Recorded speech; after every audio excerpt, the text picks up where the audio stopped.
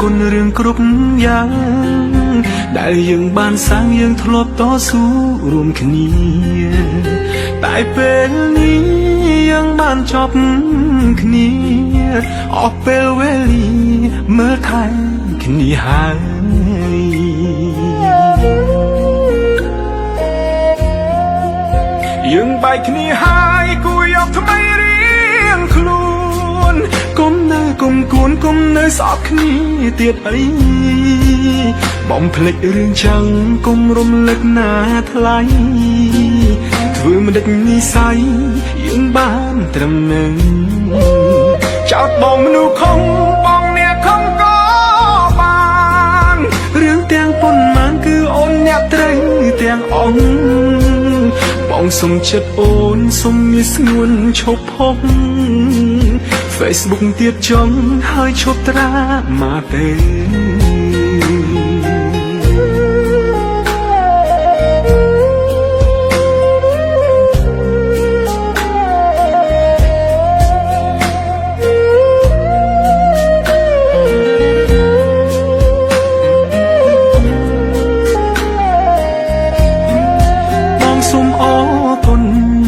គុណរឿងគ្រប់យ៉ាងដែលយើងបានសាងយើងធ្លាប់តស៊ូ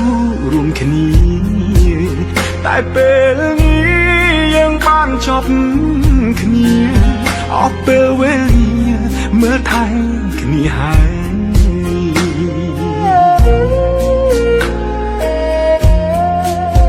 យើងបែកគ្នាហើយគួរយកថ្មីរៀងខ្លួនគុំនៅគុំគួនគុំនៅស្អប់គ្នាទៀតអីបំភ្លេចរឿងចាំងគុំរំលឹកណាថ្លៃធ្វើមិនដេចនិស័យយើងបានត្រឹមនឹងចោតបងមនុស្សខំបងអ្នកខំក៏បានរឿងទាំងប៉ុន្មានគឺអូនអ្នកត្រូវទាំងអស់បងសុំចិត្តអូនសុំមានស្ងួនឈប់ផុសFacebook ទៀតចង់ហើយឈប់ត្រាមកទៅ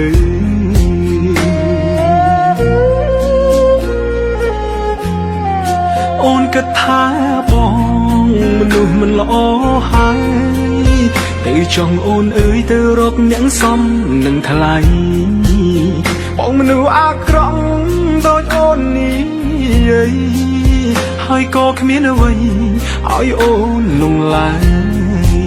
ខ្ញុំចាក់ចាញ់ខ្ញុំចាចាញ់ហើយតែខ្លួនអូនអើយឈប់រំលឹកបងទៀតអីអូនក៏មានមនុស្សដែលគេស្រឡាញ់ថ្លៃសូមជូនពរស្រីឲ្យមានក្តីសុខ